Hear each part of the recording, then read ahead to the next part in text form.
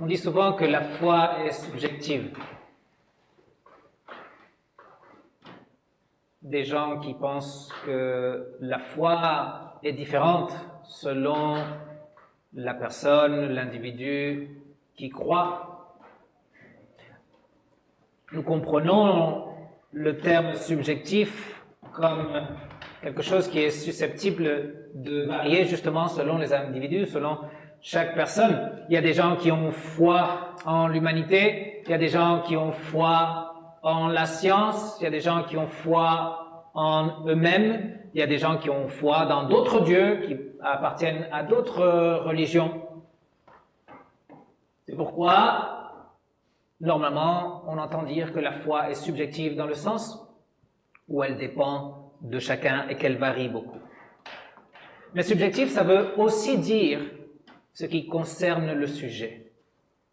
C'est-à-dire qu'une foi est subjective parce qu'elle concerne quelqu'un.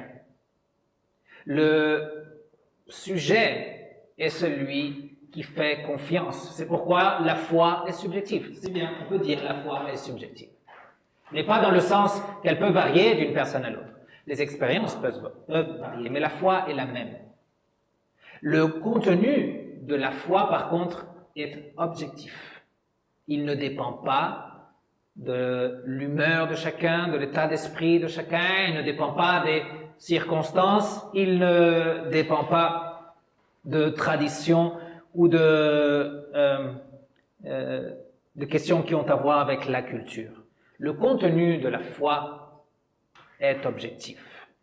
Ce à quoi on s'attache comme croyant est objectif. Et il nous a dit dans Romains chapitre 5, les versets 1 à 5 qu'on va voir aujourd'hui, je commence par les versets 1 et 2. Ayant été justifiés par la foi, nous avons la paix avec Dieu par notre Seigneur Jésus-Christ, par lequel aussi, par la foi, nous avons accès à la grâce dans laquelle nous sommes. Cette partie du texte de Romains nous parle de 3 éléments qui sont objectifs. La justification, la paix avec Dieu et l'accès à la grâce. Ce sont des vérités objectives. Nous avons été justifiés. Ça ne dépend pas de mon point de vue, ça ne dépend pas de mon état d'esprit, ça dépend de l'œuvre du Christ. J'ai été rendu juste. Je n'étais pas juste. Et tout d'un coup, je suis juste. Ça ne dépend pas de moi, ça dépend exclusivement de Christ.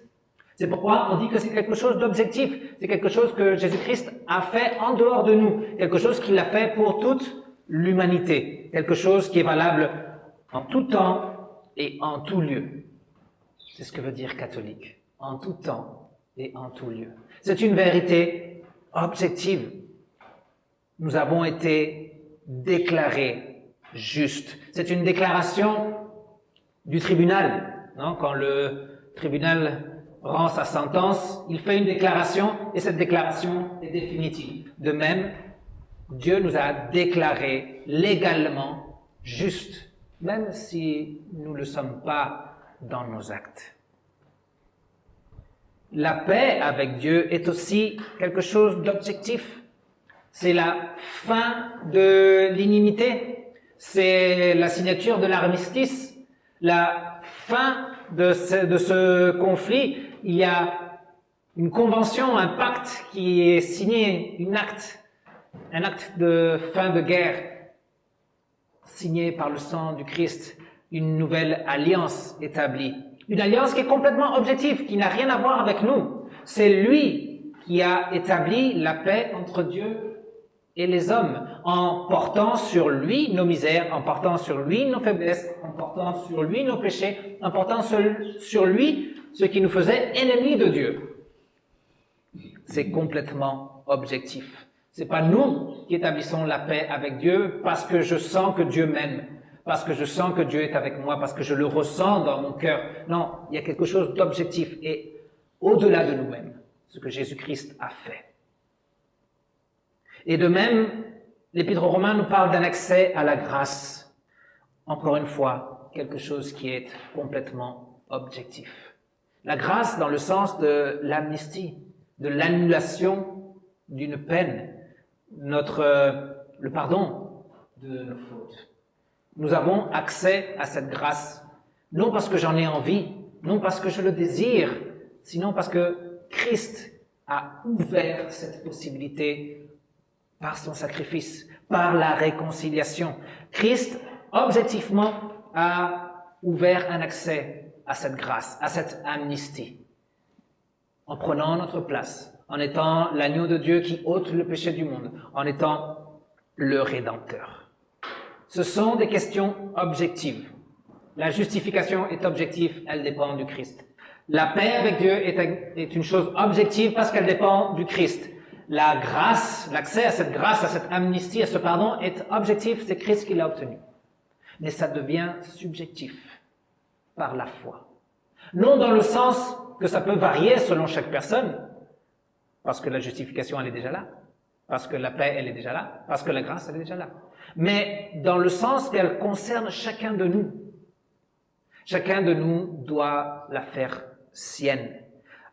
Par la foi, ça veut dire s'en saisir. La foi, c'est un bras spirituel que le Saint-Esprit a créé en nous afin que nous puissions saisir le Christ et que nous puissions rester attachés à lui. Par la foi, ce qui était objectif devient subjectif. La justification devient ma justification.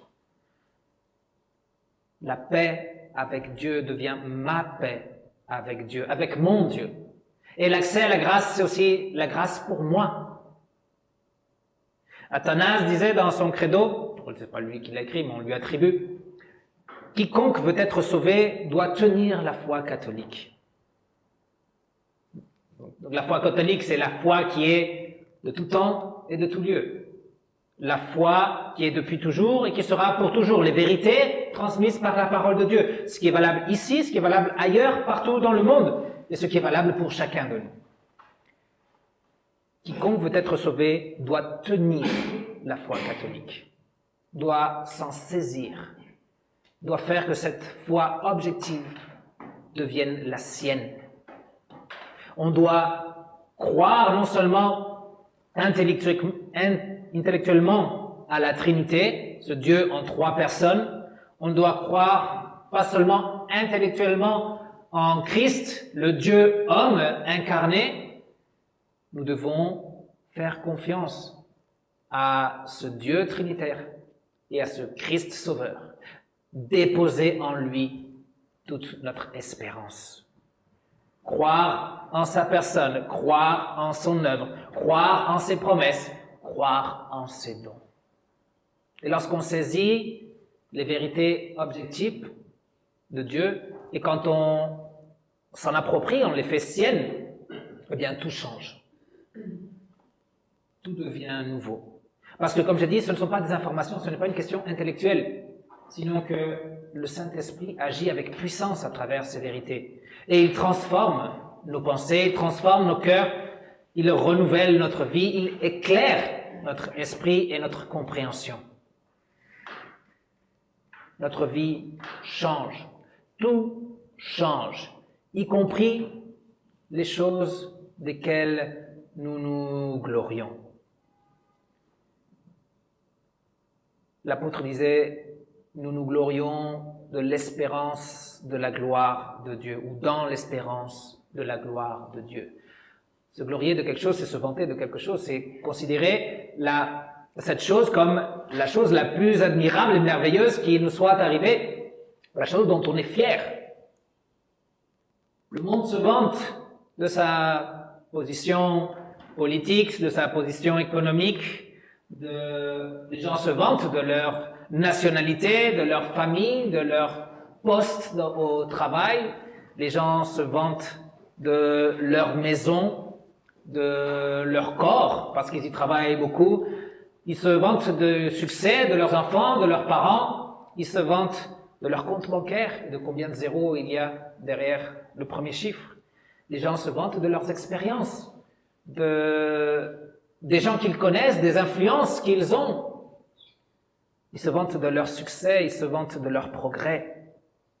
Nous, les chrétiens, on se vante de ce qu'on a une place dans la gloire. On se vante du fait qu'on ait été justifié, du fait qu'on soit en paix avec le Créateur, du fait qu'on soit dans la grâce et que nous soyons bien plantés. Et de cette grâce, personne ne peut nous enlever. On s'en vante et c'est très bien, parce que c'est la chose la plus merveilleuse et la plus admirable qu'il puisse nous être arrivé au cours de notre vie. Et l'apôtre continue en disant, et non seulement on se vante de cela, sinon que nous nous glorifions dans les tribulations, sachant que la tribulation produit la patience, l'expérience, l'expérience, l'espérance. L'espérance ne déçoit pas parce que l'amour de Dieu a été versé dans nos cœurs par l'Esprit Saint qui nous a été donné. On se glorifie, on se vante dans les tribulations. Et ça, c'est vraiment quelque chose de rare.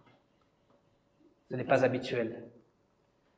On ne se vante pas et on ne se glorie pas du malheur qui nous arrive. On ne se vante pas et on ne se glorie pas des choses mauvaises.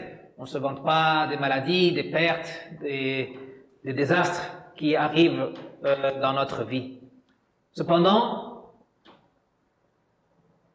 l'apôtre dit que si on se vante, c'est-à-dire qu'on peut s'en vanter, on peut s'en glorier, parce que les tribulations produisent la patience en ceux qui ont été justifiés par la foi, en ceux qui sont en paix avec Dieu, en ceux qui ont accès à la grâce de Dieu. Pour ceux qui n'ont pas cette foi subjective, en réalité, les tribulations, ça ne provoque que de la colère.